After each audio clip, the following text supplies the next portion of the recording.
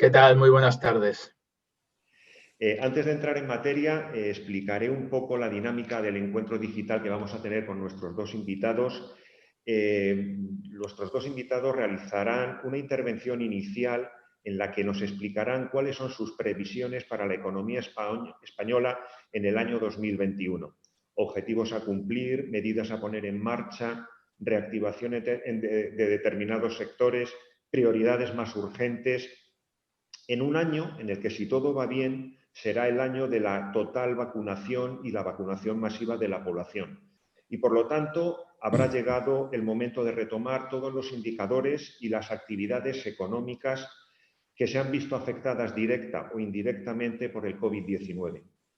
Tras esa intervención inicial de nuestros dos invitados, pasaremos a formularles una serie de cuestiones y preguntas de marcado carácter económico que nos darán pistas sobre cuál es la receta que aplicarían nuestros expertos para navegar por la economía del año que viene en España. También hay que indicar que nuestros espectadores por Internet pueden formular cualquier cuestión a nuestros dos invitados y se las haremos llegar en el momento en el que nos lleguen. Vamos a empezar este encuentro digital y os quiero pedir que me hagáis un análisis de cómo veis vosotros las previsiones que vosotros estimáis oportunas para el año económico en España, el año 2021. Por favor, José María, abres tú Muy bien.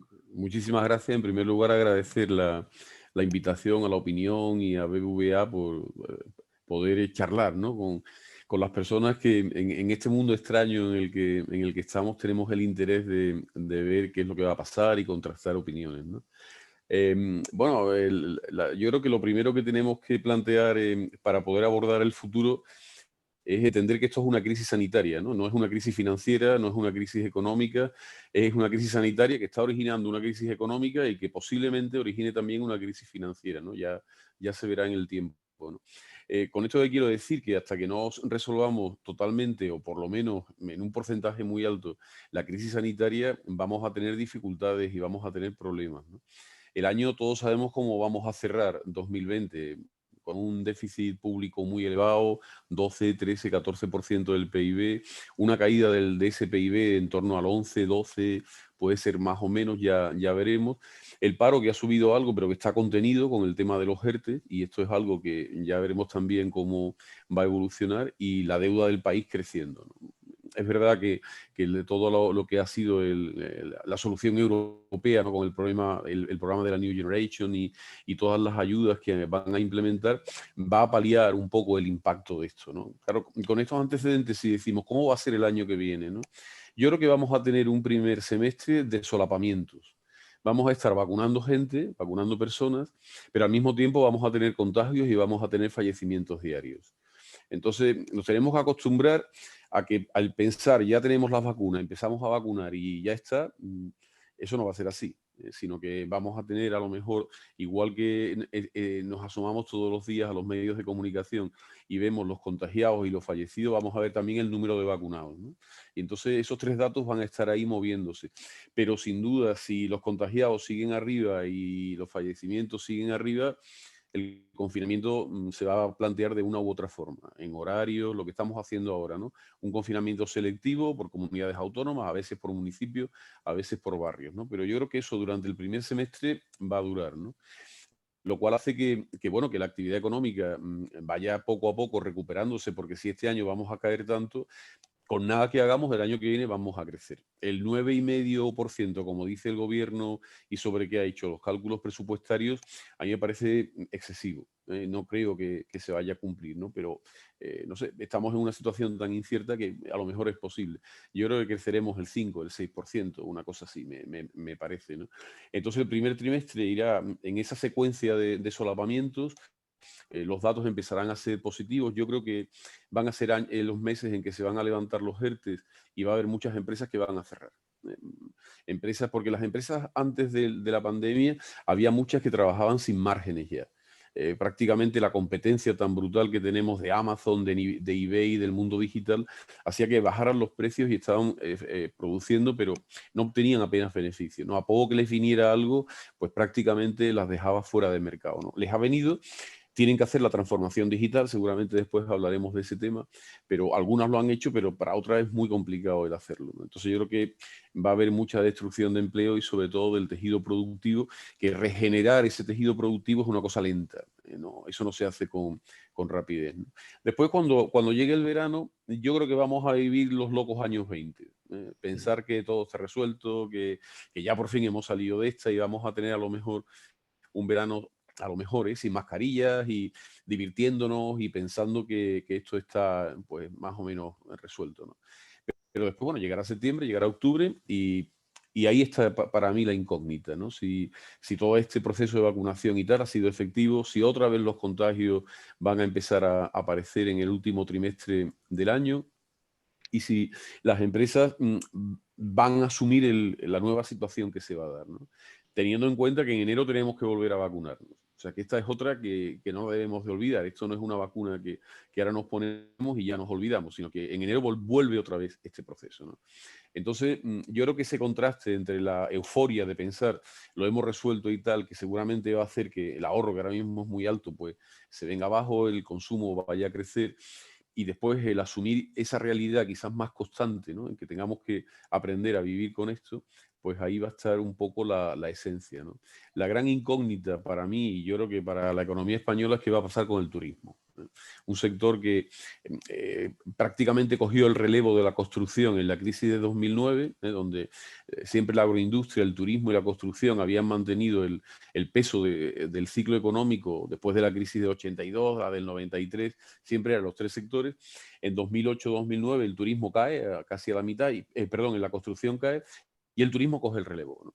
Y ahora ha venido otra crisis y justamente ha atacado, igual que antes fue nuestro sector estrella, que era la construcción, ahora ataca al turismo, ¿no? Entonces, quizás por eso hay países como Italia, como Francia, como España, que tenemos un peso turístico mucho mayor que otros, pues somos los que más vamos a caer y lo que nos va a costar más salir adelante. Entonces, yo creo que la clave va a estar en ese sector y cómo los demás vayan a regenerar el tejido productivo que hemos perdido y que vamos a perder.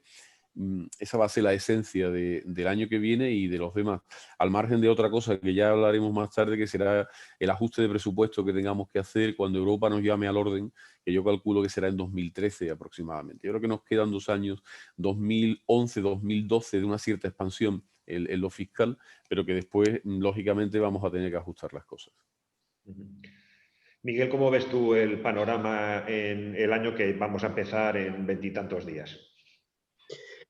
Bueno, primero que nada, muchas gracias por la invitación y muchas gracias a todos los que están viéndonos en este tipo de formato. Lo vemos desde varios puntos de vista. El primero, como no puede ser de otra manera, tomando en cuenta el entorno internacional. Una de las cosas que venimos observando y que es particularmente importante para España es lo que está sucediendo a nivel europeo, y a nivel europeo, como en el caso de España, lo que hemos observado es que la manera en la que se ha lidiado con la enfermedad ha dado paso a una continuación de la incertidumbre, lo comentaba José María, a un incremento o a que se hayan retomado estas restricciones al movimiento y estas reglas de distanciamiento social que están teniendo un impacto negativo en el conjunto de Europa. Entonces, en primer lugar, ya tenemos un entorno externo relativamente negativo, donde nuestros principales socios comerciales están sufriendo un deterioro económico, una desaceleración. Hoy el Banco Central Europeo ha revisado a la baja esas expectativas de crecimiento para el siguiente año. Tenía más crecimientos alrededor del 5, ahora estamos más alrededor del 4. Entonces ya empezamos mal por esa parte. El incremento de los contagios ha tenido ese primer impacto. Y en segundo lugar, a nivel interno, tenemos nuestros propios problemas. Esa segunda ola de contagios ha tenido un efecto negativo sobre la actividad económica. Lo venimos viendo desde el mes de agosto, desde mediados de agosto, ya con las recomendaciones que se daban desde otros países para no visitar España. Vimos un punto de inflexión en las visitas de extranjeros al país. En segundo lugar, conforme se fueron deteriorando los indicadores sanitarios, fuimos viendo, por ejemplo, cómo fue cayendo. En nuestro caso, vamos siguiendo, por ejemplo, el gasto que hacen nuestros clientes o que hacen las personas en las máquinas estas, los TPVs que pueden ver ustedes en los comercios y que utilizamos para hacer nuestros pagos en tarjeta de crédito. Bueno, pues desde la segunda quincena de octubre venimos observando una desaceleración que es más intensa en aquellas provincias con una incidencia acumulada mayor. Por darles una idea, de crecer más o menos un 5, un 10% ese gasto, ha pasado a caer alrededor de un 25%. Y particularmente en sectores donde, como ustedes como ustedes saben, pues han sido particularmente afectados por las restricciones, como es bares y restaurantes, alojamientos, el sector transporte. Básicamente lo que tenemos es un deterioro, aunque eso sí, menor del que vimos, por ejemplo, durante los meses de marzo y abril, y que nos pone, digamos, en una situación de relativa debilidad hacia el final de este año y principios del siguiente. Concuerdo totalmente con José María en que buena parte del siguiente año vamos a tener que seguir conviviendo, o hemos decidido convivir con la enfermedad y con el coste económico que esto supone para poder controlarla. Esto va a ser que muy probablemente vayamos viendo un año que vaya yendo de menos a más. En estos momentos es difícil ver que siquiera podamos alcanzar un 5% de crecimiento. Va a ser muy importante, también coincido aquí con José María, el tema de la inmunización, qué tan efectiva y qué tan masiva va a ser durante el primer semestre del año. Ese va a ser el primer factor importante de crecimiento en 2021. Y el segundo factor va a ser qué tanto impulso podemos ganar de las políticas públicas que se están implementando. La política monetaria ha sido decisiva para permitir el mantenimiento de puestos de trabajo, de planes de inversión, junto con los avales públicos que se han puesto a disposición de las empresas y la buena posición de las empresas y del sector bancario para dar ese crédito. Pero en estos momentos es muy posible que el espacio que tiene la política monetaria es bastante limitado ya en estos momentos. Va a haber pocas empresas que quieran continuar con este incremento del endeudamiento que las puede poner en una situación relativamente vulnerable. Por otro lado, lo que vamos a tener, ya lo mencionaba también José María, son unos presupuestos expansivos, apoyados por las transferencias que deben de empezar a venir desde Europa, el fondo, el Next Generation EU, pero que desgraciadamente, simplemente por la burocracia interna y europea que existe asociada a todos estos fondos, va a tardar en llegar. Y por eso es que decía que va a ser un año que muy probablemente vamos a ir de menos a más. Con la mejora de confianza que venga con esa vacunación masiva que podría darse durante el primer semestre.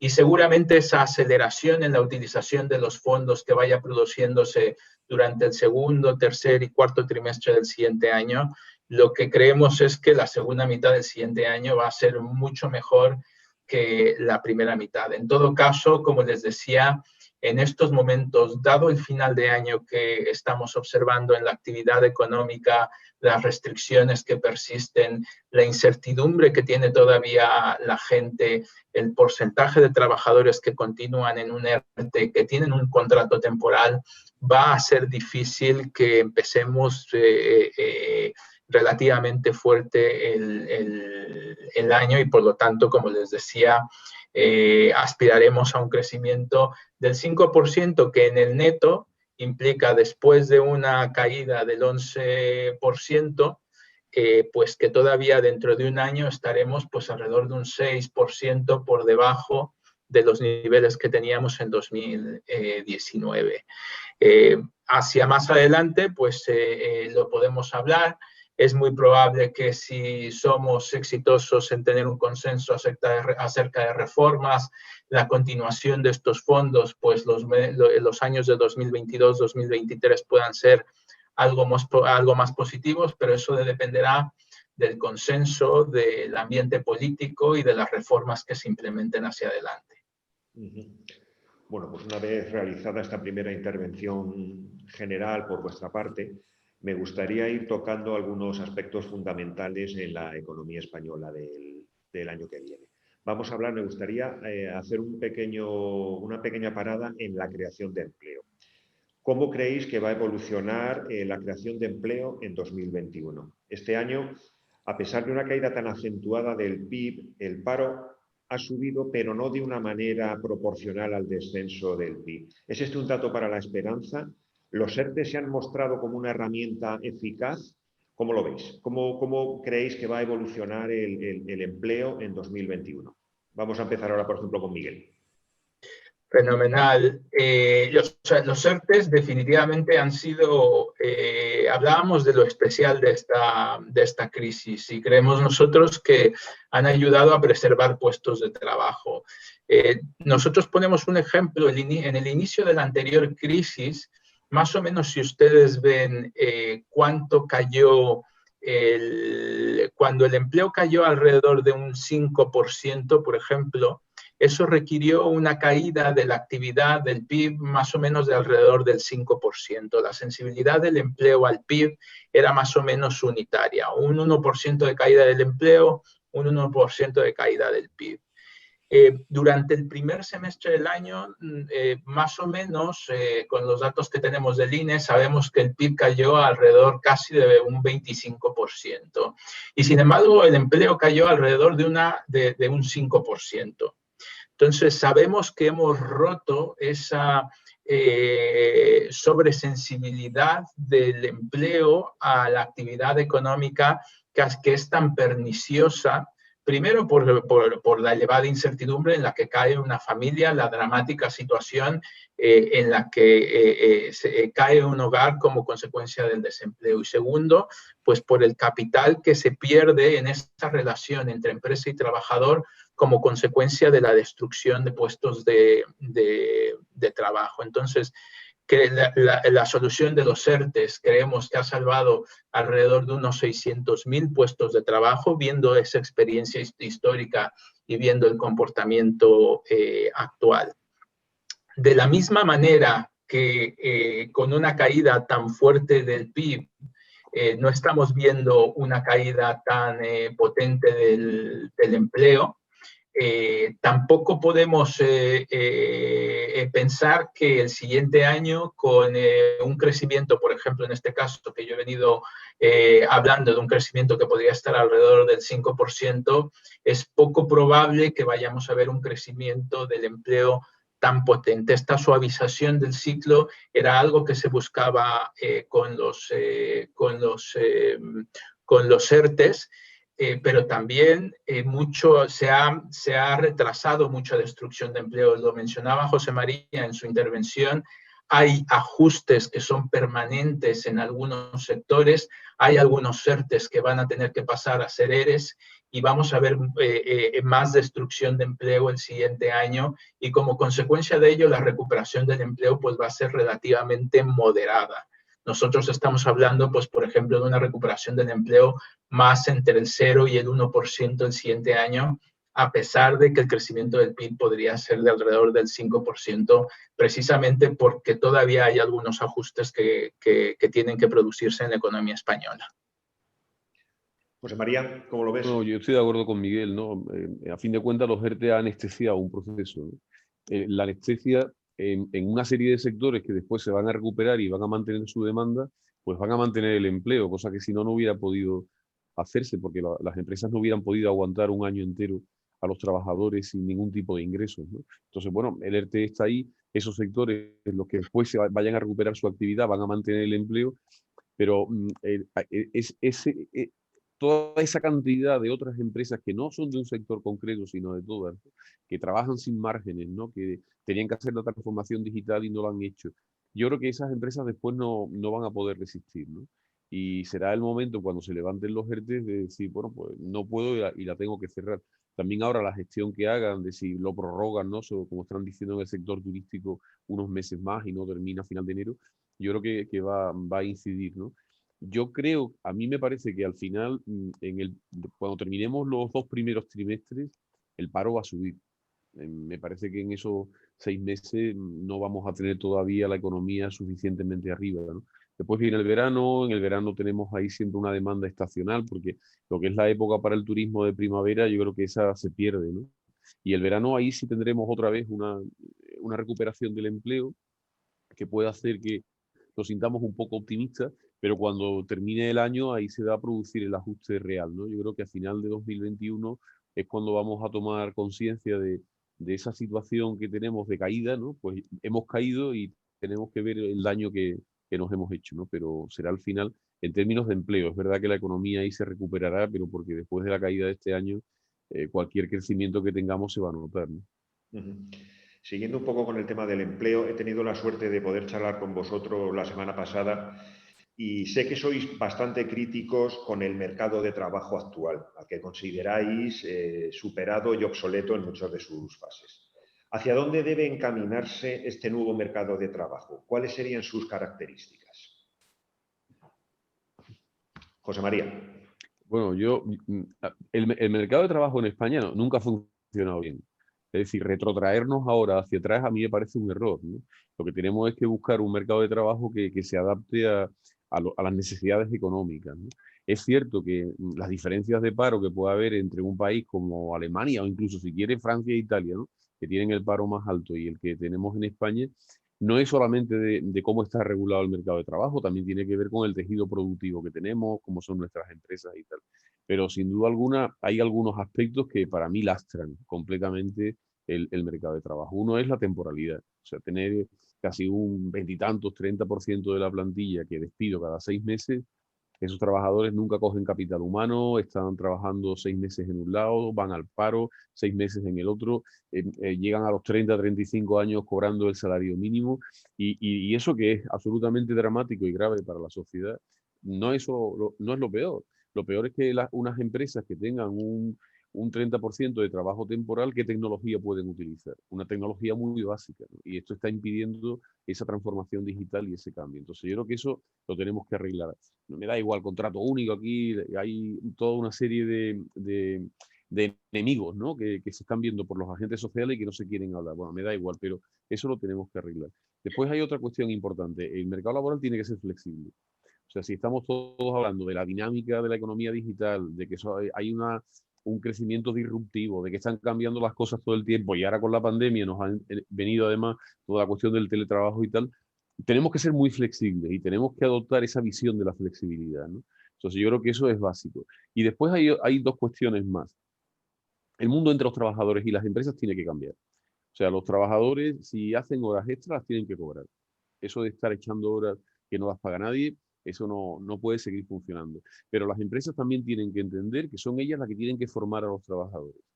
Entonces, la parte de formación, el que adquieran capital humano los trabajadores es clave, porque esos trabajadores serán los que después irán aumentando la productividad de la empresa y además, si en un momento determinado la empresa no los pueden promocionar, ellos se irán a otros trabajos y cobrarán más. Entonces, ese es el camino. El camino no es pensar que tenemos trabajadores sin cualificar, con salarios bajos, que lo que queremos es despedirlos y no sé qué, no sé cuánto, en plan de enfrentamiento continuo, sino de pensar que lo que tenemos es una unión entre tecnología, entre recursos financieros que se convierten en bienes de capital y entre trabajo, lo que hacen es un país que produce bienes, que aumenta la productividad, que vende mejor esos bienes y que todos alcanzamos unos niveles de ingreso mejor.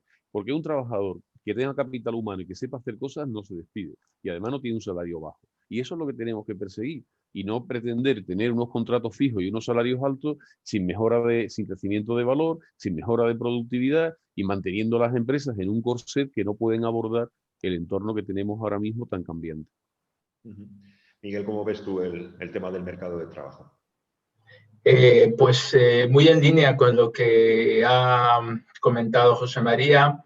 Yo añadiría, primero, que tenemos un reto brutal a corto plazo, que es cómo redirigir a todas estas personas que en estos momentos están en sectores donde la demanda interna, donde la demanda va a tardar en volver. Después seguramente hablaremos, José María habló brevemente sobre el sector turístico, pero realmente se va a tardar a volver a ver los niveles de capacidad que tenía el sector antes de la pandemia. La gente va a tener dificultades para trasladarse de un lugar a otro. No todo el mundo va a estar vacunado. Nosotros mismos vamos a restringir probablemente la entrada desde ciertos países y por lo tanto o sea, las cosas han cambiado en el sector y tenemos que redirigir a una parte de esa fuerza de trabajo que está actualmente en este tipo de servicios, en la hostelería, en el sector turístico, hacia otros sectores donde la demanda se va a incrementar. No solamente tenemos que reconvertirlos, porque básicamente les tenemos que dar otro capital humano, sino que idealmente lo que tenemos que hacer es darles un mejor capital humano, que no solamente accedan a un puesto de trabajo, sino que ese puesto de trabajo sea mejor retribuido. Y para esto, efectivamente, lo que necesitamos es invertir en educación. Muchos de estos trabajadores no pueden volver al sistema educativo, no pueden volver a la universidad, pero sí que están los sistemas los sistemas de formación para parados. Las mismas empresas, como lo comentaba José María, tienen que invertir en este tipo de instrumentos, darles a las personas los instrumentos necesarios para poder acceder a los nuevos tipos de trabajo que se van a crear durante esta recuperación, que van a ser muy diferentes, que van a ser muy variados. Y por lo tanto, por eso es tan importante que seamos capaces de utilizar estos fondos que vienen desde Europa, por ejemplo, para tratar de digitalizar esos servicios públicos de empleo, para tratar de reformar nuestro mercado de trabajo. Si va a haber perdedores en esa reforma, pues tratar de compensar a esos perdedores por reformas que pueden beneficiar a toda la sociedad en su conjunto. Nosotros tenemos propuestas bastante específicas, no tanto en línea con el contrato único, pero sí tratando de reducir el número de contratos, penalizando, por ejemplo, hablaba José María del tema de la temporalidad, tiene externalidades tremendamente negativas para el trabajador, para la sociedad.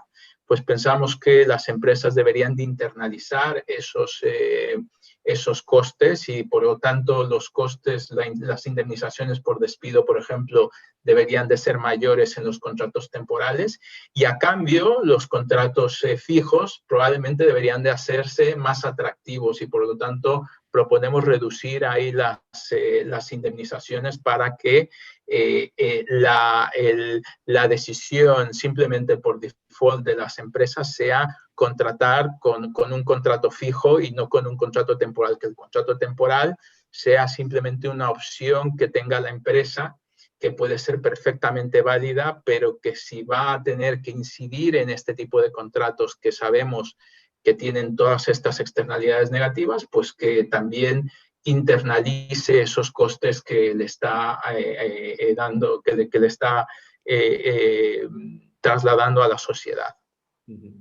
Me gustaría preguntaros por un tema que ha saltado a la palestra informativa durante las 2 últimas semanas, que es la opinión sobre ¿cuál es vuestra opinión sobre la jornada laboral de 4 días? Dijo la ministra de Trabajo que se iba a empezar a debatir el tema. ¿Cómo lo veis vosotros? ¿Cuál puede ser la incidencia, económicamente hablando, de una implantación de una jornada laboral de 4 días? José María. Bueno, a lo largo de la historia cada vez hemos ido trabajando menos, ¿no? Si nos vamos, no sé, unos 50, 100 años hacia atrás, pues hay gente que trabajaba prácticamente toda la semana y trabajaba también el sábado, ¿no? Después hemos ido a los viernes, ¿no? Yo creo que la cuestión aquí es el salario por hora, no es la jornada de cuatro días. Si yo voy a ir a 4 días, pero voy a pagar por hora lo mismo, es decir, el salario de las personas al mes se va a reducir un 20%, entonces no hay ningún problema en hacerlo. Las empresas tendrán algunas disfunciones de organizarse, de ver cómo están contratando a las personas y tal, pero no van a poner ninguna pega en esto. Además, con el teletrabajo es posible que se acepte con facilidad, ¿no? La cuestión es cuando se dice, no, no, yo quiero trabajar 4 días, pero quiero cobrar como si trabajara 5. Entonces eso supone una subida de los salarios de un 20% y eso ya las empresas, como están los márgenes con Amazon, eBay forzando precios, es muy difícil que lo puedan aceptar. Otra cosa es que nos planteemos en el medio largo plazo decir, bueno, pues todos los años en vez de negociar subida de salarios, lo que vamos a negociar es trabajar menos horas hasta que lleguemos a 4 días.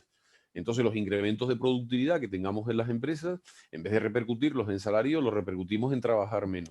Yo a eso no le veo ningún problema. Yo creo que es un camino a explorar por sindicatos y la patronal, pero más que por sindicatos y patronal, que pueden establecer un marco común, porque sean las empresas las que lo van haciendo. Entonces, que las empresas se metan a lo mejor en ese camino. A mí me parece bien eso de que trabajemos 4 días, ¿no? Y estemos más tiempo pues, con la familia, más tiempo de ocio, formándonos o haciendo otro tipo de actividad. Pero lo que no es posible es decir, vamos a trabajar 4 días cobrando como si estuviera trabajando 5. Por eso el tema del salario por hora es la cuestión. Ese es el elemento que desarma toda la argumentación. ¿El salario por hora va a ser el mismo o el salario por hora va a ser un 20% más caro? Y si es un 20% más caro, entonces es inviable. Que sí, que lo podemos plantear, pero gradualmente y en el medio plazo con un objetivo que la patronal y los sindicatos pueden establecer el marco en la negociación para que se consiga con incrementos de productividad o simplemente porque las empresas vayan reasignando las tareas laborales en esos días, ¿no? Miguel, ¿cómo lo ves tú? ¿Cuál es tu opinión? Efectivamente, o sea, esto es un cambio que es difícil ver de un día para otro. No, probablemente hay empresas o hay sectores donde los márgenes son lo suficientemente elevados como para absorber esto, pero cuando estamos hablando de pequeñas empresas, donde los costes laborales son relativamente elevados, esto puede ser una fuente de destrucción de empleo relativamente fuerte, con lo cual simplemente esto es algo que muy probablemente en algunas empresas, en algunos sectores se puede plantear, ¿no? Por ahí están algunos ejemplos anecdóticos que se van haciendo. Todo depende también del tipo de trabajo que se haga y cómo se haga. Probablemente hay trabajo que se puede juntar en 4 días, pero luego puede haber otros sectores, como puede ser a lo mejor el comercio minorista, donde efectivamente pues, se tenga que abrir todos los días y hacer este tipo de actuaciones puede incrementar, como decía José María, de manera significativa los costes laborales y ser motivo de ruina para las empresas. Entonces, esto efectivamente tiene que ser parte de una negociación que se vaya dando entre empresas y trabajadores, que vaya tomando en cuenta ese crecimiento de la productividad y donde nos podemos plantear efectivamente que en lugar de una mayor retribución, pues querramos en el futuro pasar más tiempo efectivo con nuestra familia. Me gustaría hablar ahora un poco de, Miguel ha hecho referencia en su anterior intervención sobre la digitalización. ¿Qué importancia le dais a la digitalización como un factor determinante en la economía de nuestro país en la próximos años, próxima década? ¿Qué importancia le dais a la digitalización, Miguel? Ya que fuiste tú el que has sacado el tema en tu anterior intervención, ¿cómo ves? ¿Qué importancia le das al tema de la digitalización? Bueno, yo creo que si hubiéramos tenido esta misma discusión o este mismo seminario hace un año, hubiéramos coincidido en que es vital, pero yo creo que la pandemia ha dejado de manifiesto que es que no hay otro camino ni para las empresas ni para los consumidores. Creo que lo hablábamos exactamente antes, como personas que por su formación o porque no habían tenido mucho contacto con las tecnologías, pues ahora perfectamente podían organizarse para ver este tipo de seminarios, para hablar con sus allegados a través del ordenador. Simplemente hemos tenido un avance. Yo les puedo comentar, por ejemplo, lo que ha sucedido en términos de gasto en tarjeta dentro del banco. Pues simplemente en un año hemos tenido un salto de entre un 5 y un 10% en el peso que tienen las compras digitales dentro del total del gasto que hacen nuestros clientes. Simplemente quien ha podido tener una plataforma digital ha podido continuar vendiendo su producto. Quien ha podido tener datos a la mano ha podido tener una ventaja comparativa respecto a su competidor más cercano. Quien ha podido procesar toda esta información ha tenido una ventaja. Lo hemos visto, por ejemplo, en el caso simplemente del control de la pandemia.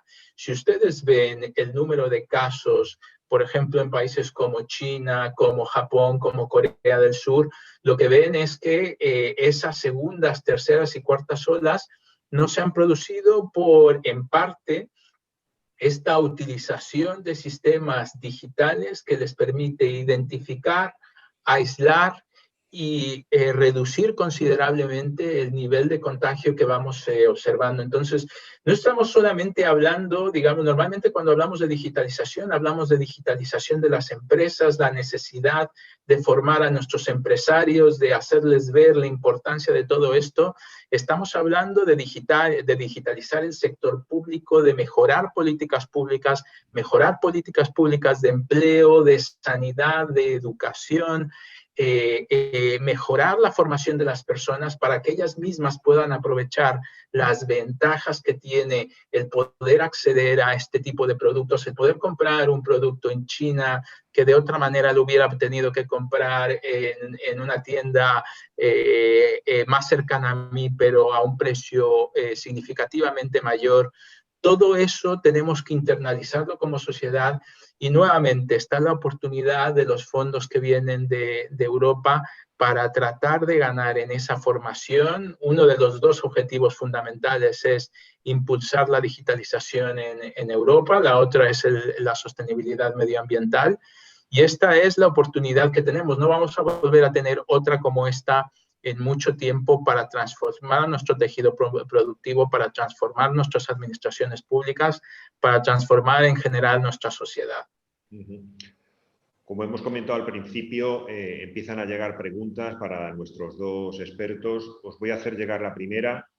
¿Cuál será la función de los sindicatos en este proceso de transformación laboral que se vislumbra, del que hemos estado hablando? ¿Cuál creéis que va a ser el papel de los sindicatos? José María, por ejemplo.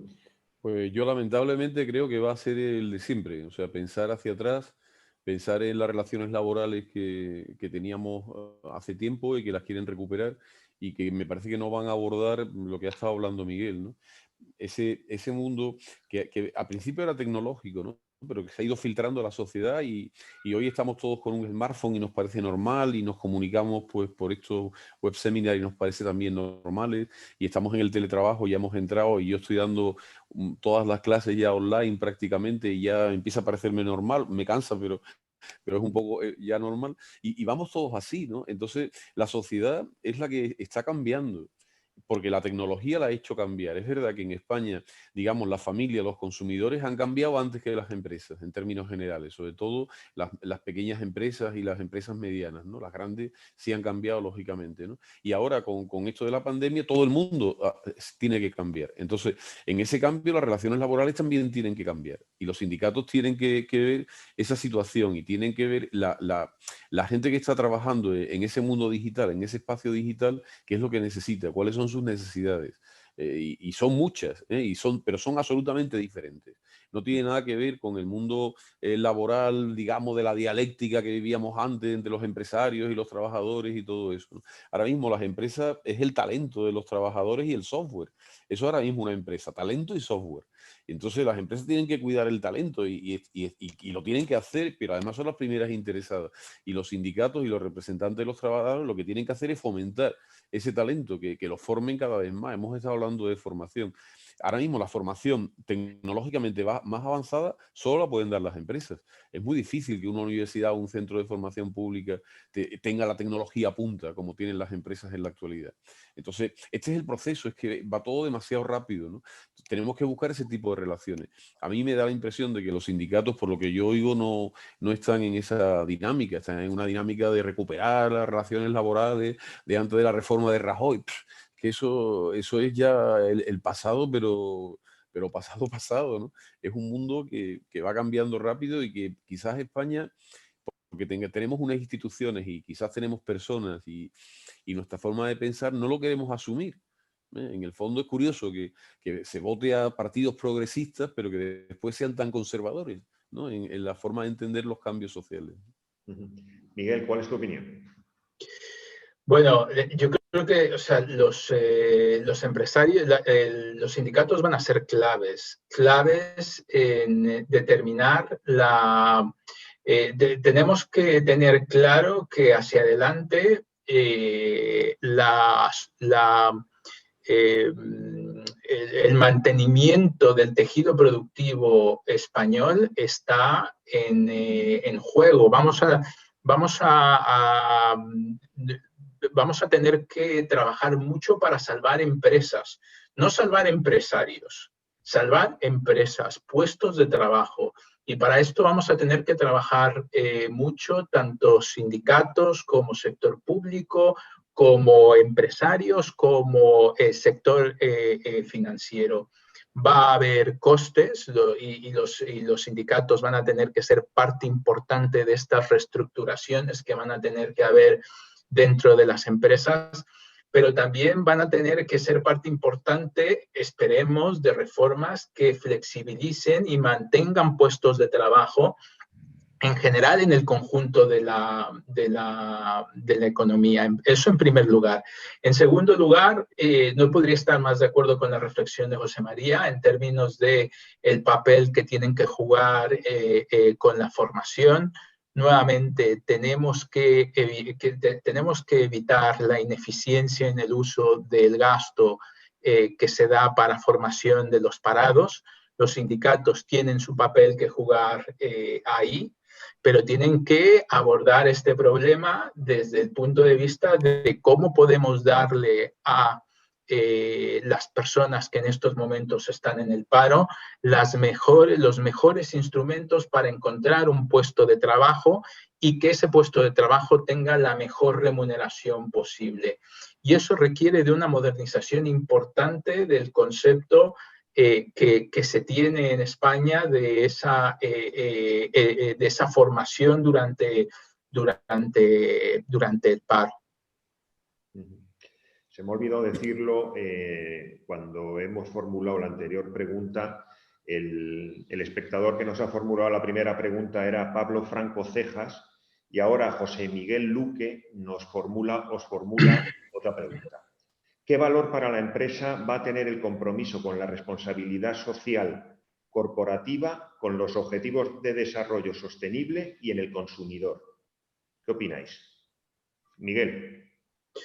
Bueno, esto es parte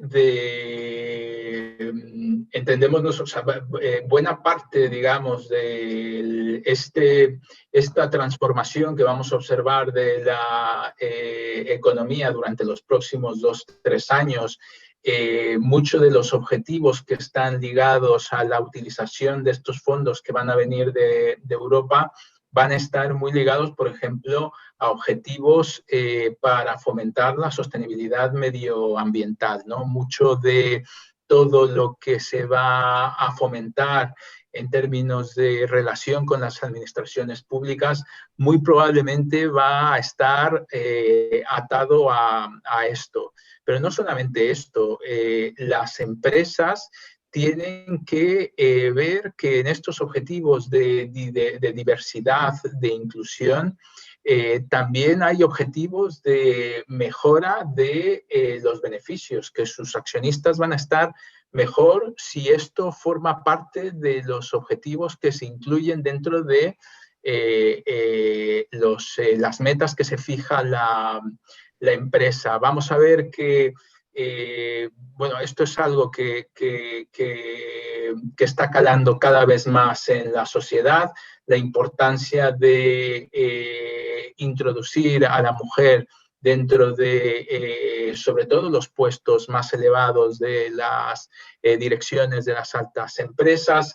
El tema de también tratar de contribuir al estado de bienestar, obviamente pagando los impuestos que se deben, sobre todo si buena parte de la actividad se produce dentro de la Unión Europea. Uno de los pasos que vamos a tener que dar dentro de potencialmente la unión fiscal que se está formando en Europa es la posibilidad de tener un impuesto único por parte de las empresas, un impuesto de sociedades europeo, tratando de eliminar esa especie de cuasi paraísos fiscales que hay dentro de Europa y de esa manera pues tratar de elevar esa contribución que hacen las empresas a los servicios públicos, al bienestar social. Todo esto es algo que también las empresas tienen que fijarse como objetivo simplemente porque va a ir en su beneficio. José María, ¿cómo lo ves? La pregunta es compleja, ¿no? Yo creo que Miguel ha tocado muchos de los componentes del vector que tiene, ¿no? Yo creo que quizás deberíamos de abordarlo desde dos puntos de vista, ¿no? Uno más de carácter social, ¿no? Y otro más de carácter más micro, de lo que es el consumidor de cada empresa, ¿no?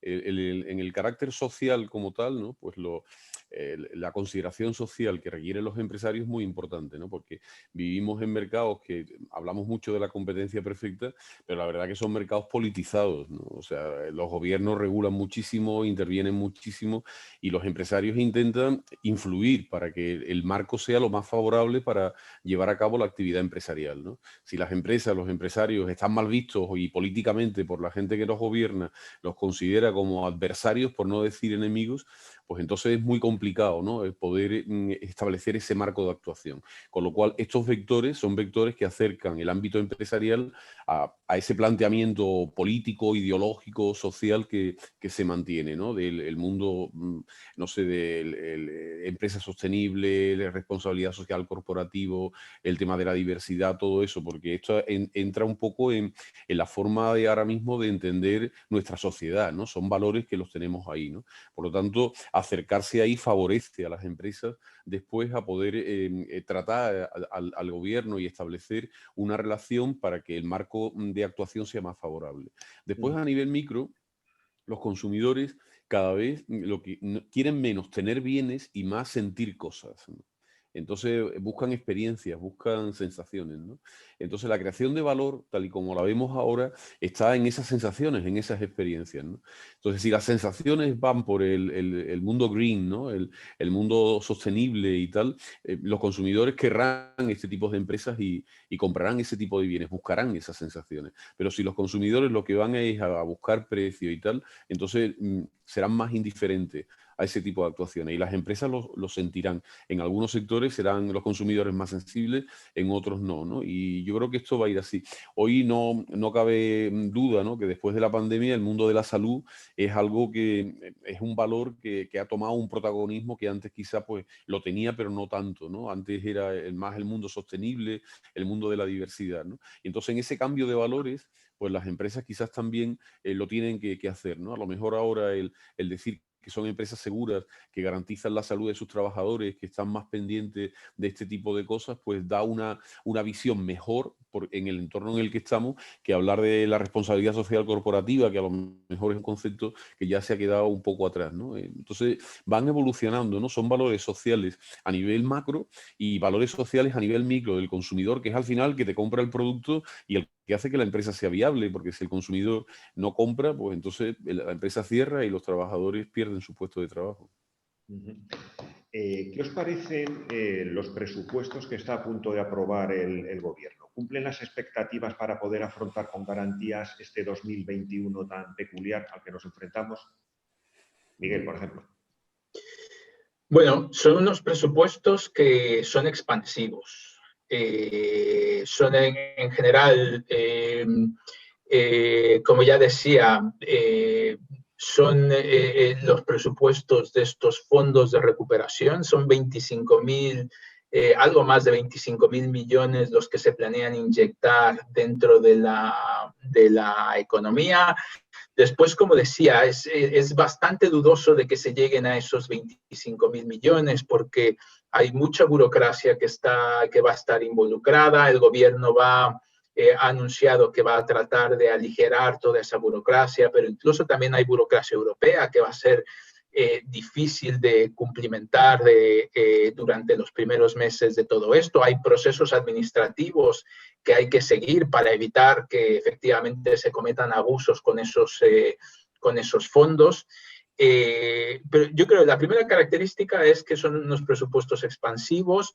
Creemos que es positivo como se ha dado todo el proceso de impulso fiscal a través de la coordinación con el resto de nuestros socios europeos, la garantía, la confianza que se ha transmitido y que va a permitir que los costes de financiación, a pesar de esos déficits tan elevados que vamos a alcanzar en el caso de España, se mantengan relativamente bajos. No vamos a estar en un entorno como el de 2012 o 2013, a menos que lo hagamos, y podemos hablar de esto, pero a menos que lo hagamos realmente mal y que no hagamos los deberes, que no cumplamos con la condicionalidad, el coste de la deuda pública no va a ir al alza.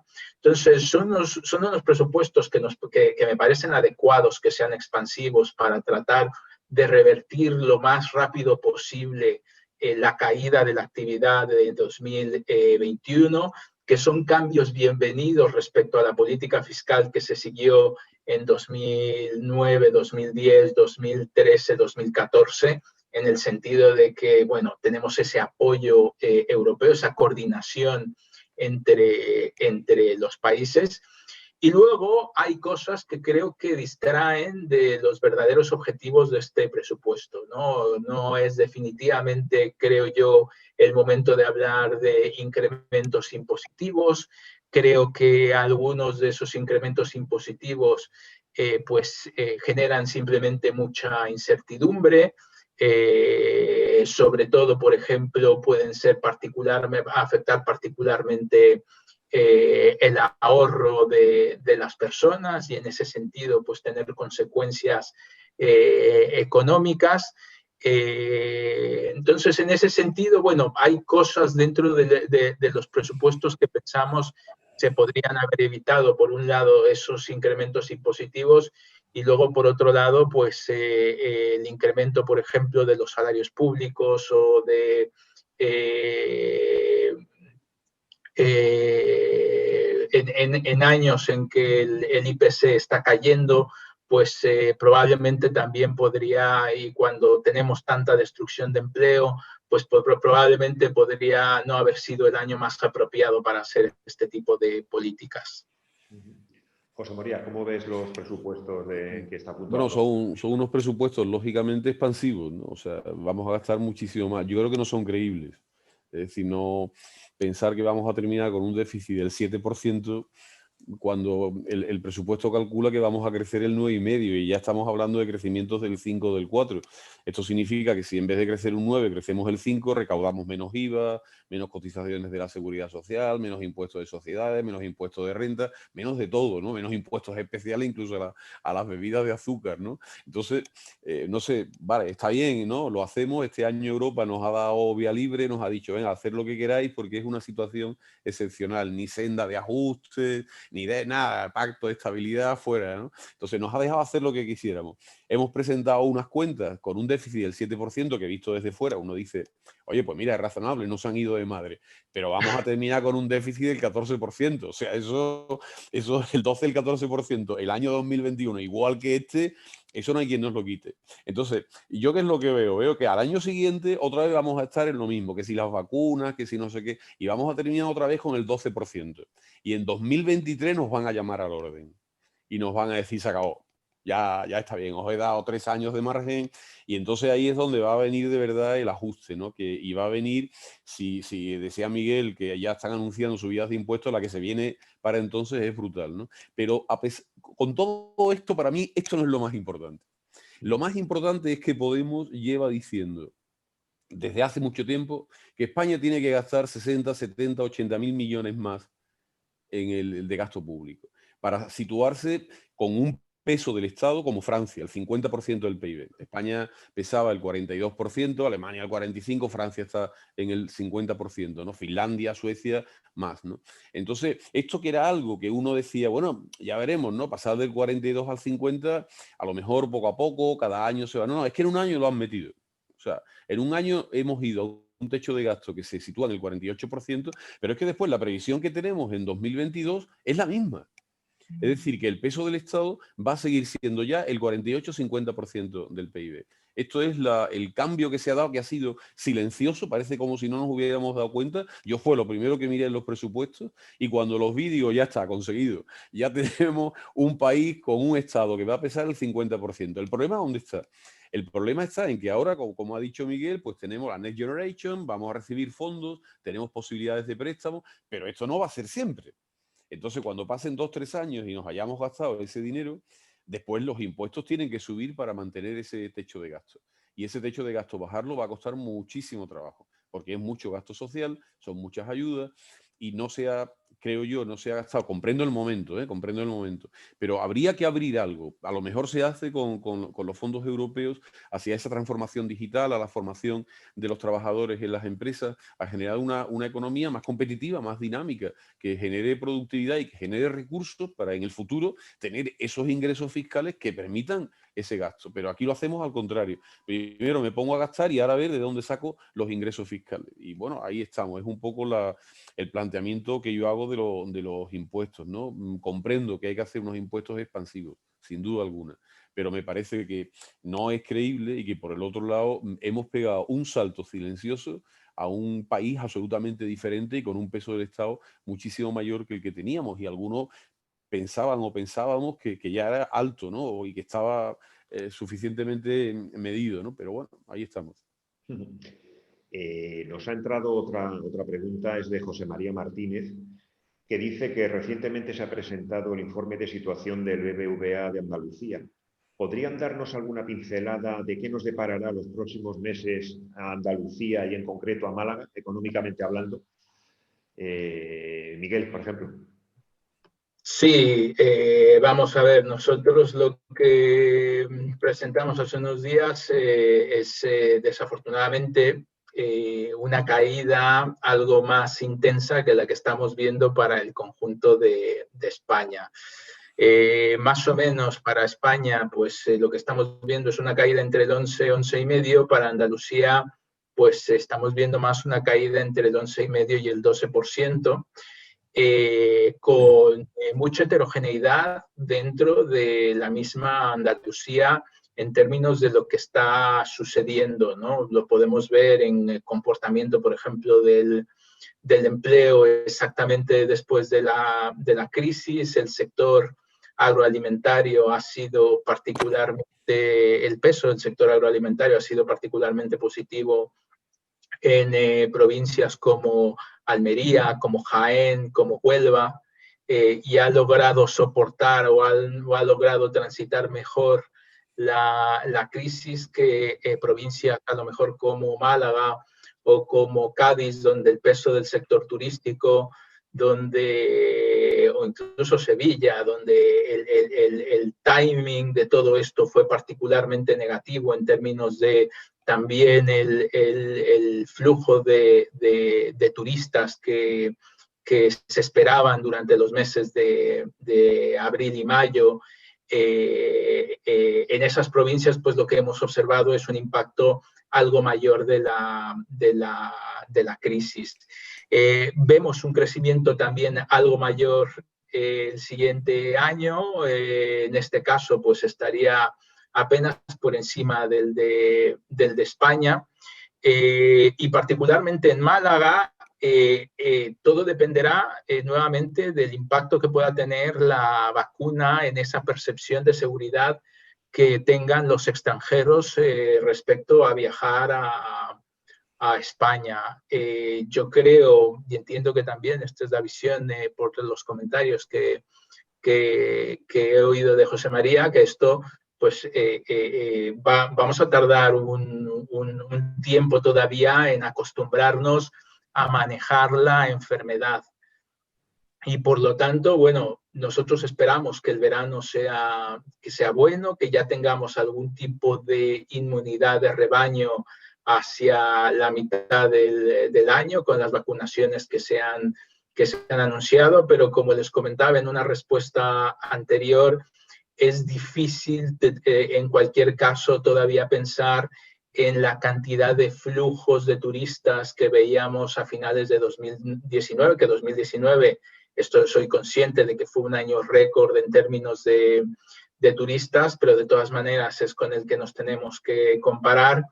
Y bueno, volver a esos niveles de actividad probablemente tardaremos 2-3 años, cuando menos, para regresar en eso, y luego veremos, pues, digamos, cuánta de esa capacidad utilizada puede seguir siendo utilizada, ¿no? Es posible que muchas empresas, muchos hoteles, haya mucha consolidación dentro del sector turístico, y vamos a ver cuánta de esa capacidad utilizada queda los próximos años.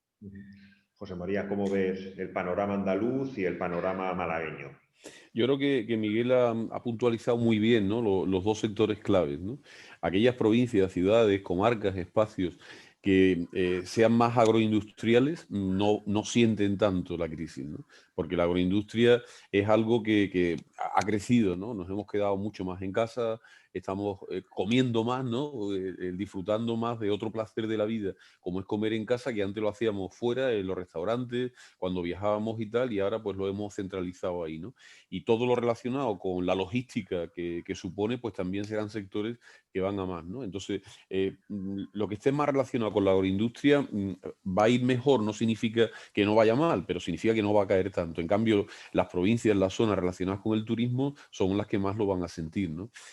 A mí me gusta hacer un símil, ¿no? Que me sirve un poco de reflexión, ¿no? Cuando llegó la crisis de 2008 en España, construíamos 850.000 viviendas al año, ¿no? Cuando necesitábamos 250, 300.000, ¿no? Y no hemos vuelto a construir ese número de viviendas, ¿no? Hemos recibido 84 millones de turistas. ¿Vamos a volver a recibir esos 84 millones de turistas? ¿O nos vamos a tener que acostumbrar a 40, 50 millones, que ya está bien, ¿eh? Pero nos vamos a acostumbrar a esa cifra. Porque si es así, hay que redimensionar absolutamente el sector. No hay que redimensionar, se va a redimensionar solo, ¿no? Si el turismo va a seguir siendo ese escape que teníamos del mundo digital, de las ciudades, ¿no? De que el fin de semana necesito ir a algún lado, en vacaciones y tal, bueno, a lo mejor lo recuperamos, ¿no? Si la movilidad, hay un punto en que ya no nos da miedo y estamos dispuestos a coger un avión para ir a Vietnam, a pasar 10 días allí y tal, vale, pero las personas mayores que han hecho tanto ese turismo de pensionistas y tal, van a seguir viajando a ese nivel. Vamos a seguir manteniendo ese nivel de movilidad de antes. No lo sé, ¿no? Y por otro lado, todo el tipo de manufacturas y tal que tiene que ver con mi casa, mi nuevo espacio, se está desarrollando muchísimo. Todos los sectores de fabricación de cualquier tipo de elementos de mobiliario, etcétera, es un sector que va también creciendo mucho y que ahí hay un nicho de mercado importante, porque hemos empezado a darnos cuenta que pasamos más horas en un espacio que no lo teníamos bien acondicionado, ¿no? Y menos horas fuera. Yo creo que esto, ahí es donde va a estar el contraste. No creo que quitando la agroindustria y el turismo, quizás la logística y ese tipo de manufacturas relacionadas con el hogar, podemos decir este sector sí, este sector no. Esto es algo. Y yo creo que también el tema de la transformación digital, que antes Miguel lo tocó, me parece la clave, ¿no? Porque si las empresas tienen acceso a nuevos mercados, estemos o no confinados, van a seguir vendiendo. Esta es la clave, ¿no? Y por el otro lado, los consumidores se están acostumbrando ya a operar en este espacio digital, ¿no? Con menos miedo, con más seguridad en los pagos, la logística está funcionando aceptablemente. Empresas que antes no se habían metido, grandes empresas comerciales que todos conocemos, ya se han metido y han dado el paso hacia adelante. Supermercados que antes no lo hacían, ya lo están dando también. Entonces esto lo vamos a ir resolviendo de una manera muy rápida, ¿no? Y el que no se quiera meter ahí, es verdad que el espacio digital te ocurre una cosa, y es que el margen muchas veces se lo lleva la plataforma, ¿no? Y esto es algo por lo que protestan, ¿no? Y dice, bueno, es que yo el margen es poco, los precios los tengo presionados por otros precios de los demás, y encima lo que gano se lo lleva a Amazon. Entonces, ¿para qué quiero estar ahí, no? Pues simplemente por subsistir. Porque si no va a ser muy difícil que vayan a tu tienda y que te compren. Entonces el mundo offline y online tenemos que mezclarlo. Yo tengo que tener mi escaparate, tengo que tener mi tienda, pero al mismo tiempo tengo que tener la otra tienda fuera, abierta, ¿no? Y tengo que tener un sistema de información que me permita unir las dos cosas, ¿no? Yo creo que ahí es donde está el cambio que tiene que hacer Andalucía. Y sobre todo en la parte del turismo, el mundo de las sensaciones, ¿no? Andalucía es pura sensación. Entonces, desde que yo entro en una página web e imagino qué voy a sentir en ese hotel, es la primera manera de vender ese hotel. No esperar a que esté aquí, a que llegue y diga qué bien el hotel. Se lo tengo que vender antes, porque lo que va buscando la gente, el valor de ahora, es esa sensación como tal, ¿no? Y yo creo que ahí es donde no somos tan buenos, ¿no? Yo siempre en las clases pongo un ejemplo, digo, un bocadillo de jamón, ¿no? Los españoles tenemos el mejor jamón del mundo, el mejor aceite, hacemos un pan maravilloso. Los tomates de Almería, pues qué decir de ellos, ¿no? Hacemos un bocadillo perfecto, pero la gente no paga por el bocadillo de jamón. Ahora mismo está pagando por dónde se come el bocadillo de jamón, qué música suena, qué muebles hay alrededor, quién está sentado conmigo. Y cuando yo cuelgue la foto en Instagram de que he estado en ese sitio comiéndome el bocadillo de jamón, ¿qué van a pensar de mí? ¿Y cuánto tiempo voy a estar repitiendo la foto, viendo los likes y contestando, pues estuve allí, pues no estuve allí, tú me sigues y no me sigues? Ese es el mundo en el que estamos ahora, ¿no? Somos maravillosos haciendo productos de una gran calidad, pero después a la hora de buscar esas sensaciones, de vender ese valor, ahí es donde tenemos que esforzarnos un poco más. Me gustaría que hicierais una pequeña reflexión sobre el papel que han jugado, que está jugando y que va a jugar las entidades financieras en el sistema económico. O sea, ¿cómo lo habéis visto? ¿Qué perspectivas de futuro? ¿Cuál va a ser el papel que van a tener en el año 2021, por acotarlo temporalmente? ¿Creéis que se ha valorado el papel jugado por las entidades financieras durante las semanas de crisis? ¿Cómo lo veis, Miguel? Bueno, digamos que como decía en una de las respuestas, en esta ocasión el sector bancario ha sido parte de la solución y no parte del problema, ¿no? Esto yo creo que es algo que tenemos que poner en valor. Yo no nada más pongo esto en valor, digamos, esto ha sido posible obviamente por toda una serie de factores, ¿no? Lo que hemos avanzado en términos de regulación a nivel europeo, lo que las empresas han podido reducir en términos de endeudamiento después de 10 años, la eficiencia que han ganado. Y después el sistema bancario, cómo ha mejorado su posición de capital, cómo ha mejorado su posición de eficiencia. Y esto le ha permitido, junto con los avales del sector público, redirigir esa liquidez hacia las empresas y ha tratado de cumplir con su objetivo de pues esto, dirigir eficientemente el ahorro de la economía. Creemos, como les decía, que esto ha salvado puestos de trabajo, que en ausencia de esto, por ejemplo, tenemos ahí algún documento que hemos publicado donde calculamos que en ausencia de este incremento que hubo en el crédito en el segundo trimestre del año, pues muy probablemente el PIB hubiera caído alrededor de un 4% más. Y como les decía, en términos de puestos de trabajo, pues eso es relativamente mucho con las anteriores sensibilidades que había antes a las caídas del PIB.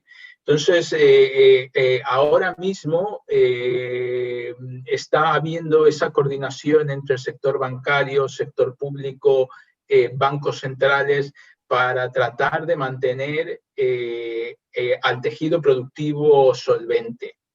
Y que, como decía José María, cuando está volviendo esa demanda, cuando estén volviendo esos ingresos, pues sean capaces de poder continuar operando en un entorno de bajos tipos de interés, donde tienen una carencia en el pago del principal por esos créditos, donde se ha extendido el plazo de los créditos. En general, digamos que son condiciones que deberían de ayudar a las empresas a recuperar poco a poco el terreno perdido y no destruir tanto empleo. Es cierto también que uno de los riesgos que tenemos hacia adelante es que una parte de ese crédito se haya dado a empresas que no son solventes, y es muy probable que durante los próximos meses comencemos a ver incrementos en la tasa de mora, simplemente porque hay algunas empresas que efectivamente el sector bancario pues ha determinado que no iban a ser solventes, no se les ha dado más crédito del que tenían en ese entonces, y están en sectores donde hemos observado caídas relativamente importantes de la demanda. Vamos a ir viendo cómo va surgiendo esta mora y nos vamos a tener que ir planteando soluciones para las empresas insolventes, y luego también para que las empresas solventes no tengan una carga demasiado elevada que suponga esa deuda, ¿no? Y para esto, pues vamos a tener que trabajar mucho en facilitar los procesos concursales, vamos a tener que facilitar mucho en mecanismos para tratar de recapitalizar a las empresas, de tal manera que, como les decía, esa carga de la deuda no les sea un lastre a la hora de tener que invertir. Y en esto, pues, el sector financiero y sus departamentos de evaluación de riesgos van a ser claves, definiendo, pues, este ejercicio de quién es solvente, quién no. Entonces, es un reto muy importante, pero es un reto en el que va a estar de lleno metido el sector financiero. José María, ¿cómo ves tú el papel del sector financiero pasado y futuro? Bueno, en el pasado lo venimos hablando, ¿no? Es un sector que ha recibido un choque muy fuerte de la crisis financiera de 2009. En España afectó más a las cajas de ahorro, los bancos quitando el Popular, pero pudieron aguantar el tirón y ya fue mucho, ¿eh? Porque la crisis en España fue muy fuerte con todo lo relacionado con la vivienda. Siguieron con su proceso de digitalización, que eso prácticamente ya todos operamos con los bancos a través del ordenador y del smartphone. Somos pocos ya. Yo sé que no voy a la oficina del banco, no sé el tiempo, ¿no? Pero es muchísima gente, con lo cual eso está produciendo un cambio importante. La banca española fue de las primeras que hizo la transformación digital, ¿no? Fue innovadora y novedosa, ¿no? Pero después le cogió el tema este de los tipos de intereses tan bajos, ¿no?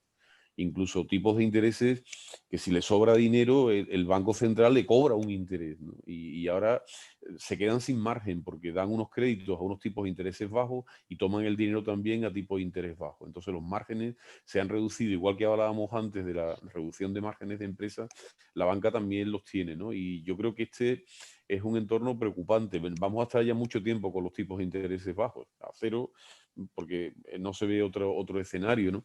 Pero a mí me parece que esto a los bancos les va a afectar y se están repensando el negocio. Ahora es más un negocio de prestación de servicios, ¿no? Más que un negocio de doy préstamos a tipos de interés. Por otro lado, hay que entender que estamos intentando navegar en esta crisis con una política fiscal expansiva y con una política monetaria expansiva. La política monetaria es crear dinero por parte del Banco Central, pero el dinero que crea el Banco Central no sirve de nada si una vez que llega a los bancos no dan créditos. Entonces, la política monetaria es dar créditos. Esta es la realidad, ¿no? Y los bancos juegan un papel absolutamente fundamental, ¿no? En la otra crisis, pues tuvimos unos años de restricción de crédito en la que, por la propia situación del sistema financiero, porque la otra fue una crisis financiera, no una crisis sanitaria, fue financiera que se convirtió en económica. Esta es una crisis sanitaria que ya se está convirtiendo en económica y esperemos que no se convierta en financiera, por lo que ha dicho Miguel de la morosidad. Porque claro, se ha metido muchísimo dinero en forma de crédito, se le ha dado a muchísimas empresas y ahora cuando venzan los créditos, a lo mejor muchas empresas ya no existen. A lo mejor otras empresas necesitan refinanciarse y en unas condiciones que sean flexibles para poder aguantar, digamos, una recuperación que en muchos sectores puede ser lenta. En otros sectores a lo mejor se recuperan rápidamente. Hablamos antes del sector agroindustrial, ¿no? Pero a lo mejor el sector turístico tarda mucho más en hacerlo, ¿no? Entonces, yo creo que la banca va a jugar un papel fundamental. El problema es que está enormemente regulada, ¿no? Por la política monetaria del Banco Central y por el propio sistema regulatorio que tienen, ¿no? Con lo cual lo que hagan es lo que pueden hacer. Y bueno, ahí estamos, pero sin la banca la política monetaria expansiva no se puede hacer, ¿no? Y el crédito se ha convertido en el aspecto clave para poder afrontar por muchas empresas esta situación. Y yo intuyo que también los créditos van a ir extendiéndose a personas, ¿no? Dentro de poco tiempo. Bueno, pues nos estamos quedando ya sin tiempo. Vamos a formular la última pregunta. Se nos han quedado unas cuantas en el tintero, pero bueno, me gustaría que la última pregunta habláramos sobre los fondos europeos. ¿Creéis que tienen el obstáculo de una excesiva tramitación burocrática y administrativa que dificulta su aplicación? O sea, ¿cómo veis el tema del dinero que viene de Europa? Empezamos con José María y luego ya cerramos con Miguel. Bueno, yo creo que claramente sí, ¿no? Tienen una burocracia bastante importante y todo un procedimiento complejo. Pero es que no hay otra, es que no te van a dar tampoco el dinero para que te lo gastes en lo que quieras y como quieras, ¿no? Este es el tema europeo. Europa tiene muy claro una visión de reforma de los países. O sea, el modelo europeo de todos al final tenemos que ser iguales, porque si no la unión monetaria no va a funcionar. Entonces tenemos que intentar que todas las economías sigan el mismo pulso y que todas alcancemos un nivel más o menos parecido de renta por habitante, ¿no? Entonces entiende que para eso hay una serie de reformas o de mecanismos de funcionamiento que tienen que ser los que son. Por ejemplo, el tema de las pensiones. Las cuentas tienen que salir, el mercado de trabajo tiene que funcionar, la educación tiene que ser una educación adecuada a lo que está pidiendo el mercado laboral.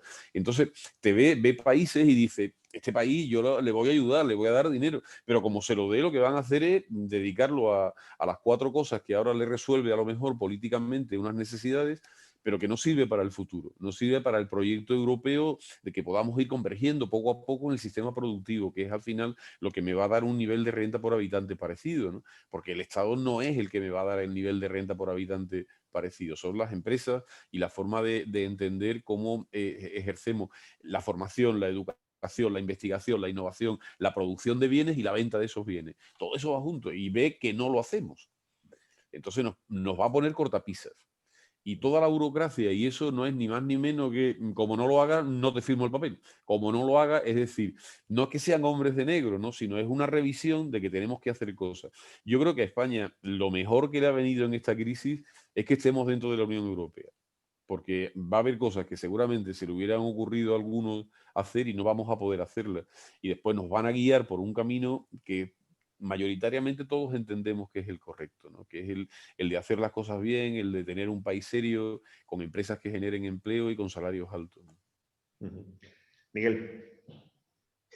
Sí, yo concuerdo. Digamos que el mayor peligro no es tanto la burocracia, que la hay, sino que podamos desarrollar primero efectivamente una gobernanza propia que nos ayude a canalizar esta cantidad de recursos. Estamos hablando si efectivamente se cumplen las expectativas de 25.000 millones al año, estamos hablando de 70 y tantos mil millones en 3 años, más lo que pueda generarse en términos de préstamos, estamos hablando de potencialmente 140.000 millones de euros durante los próximos 6 años. Es una cantidad bárbara de dinero que tenemos que asegurar que vaya a proyectos eficientes, que mejoren la productividad, las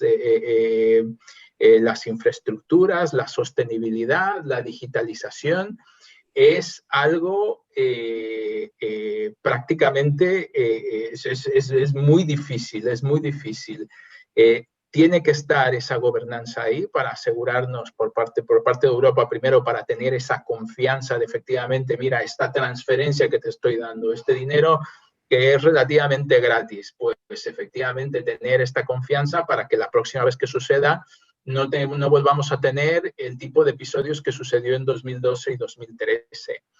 Y en segundo lugar, a mí más que la burocracia, lo que me preocupa es si vamos a tener ese nivel de consenso a nivel político para poder hacer ya no los proyectos, porque ya les digo, ponernos de acuerdo en gastar es relativamente fácil. O sea, tú gastas en este proyecto que está cerca de donde yo vivo y yo apoyo que gastemos en este otro que está donde tú vives. Y vamos, nos repartimos el dinero y todos felices.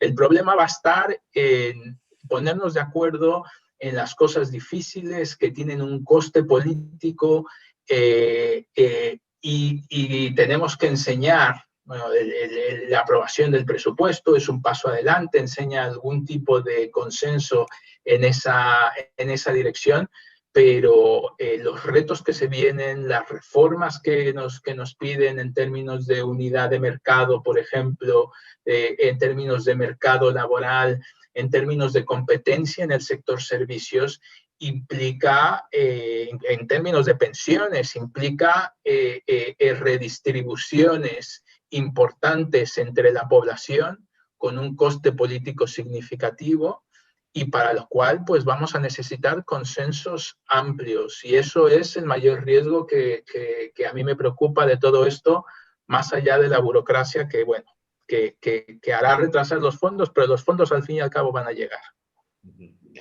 Bueno, pues desgraciadamente no tenemos más tiempo, se nos han quedado muchos temas en el tintero. Ya solo me queda agradeceros, José María, Miguel, haber estado con nosotros esta tarde. También agradecer a la gente que nos ha seguido por streaming, sus preguntas y, bueno, volver a agradeceros vuestra presencia aquí y hasta la próxima. Un placer. Buenas tardes. Gracias. Buenas tardes. Hasta luego. Gracias.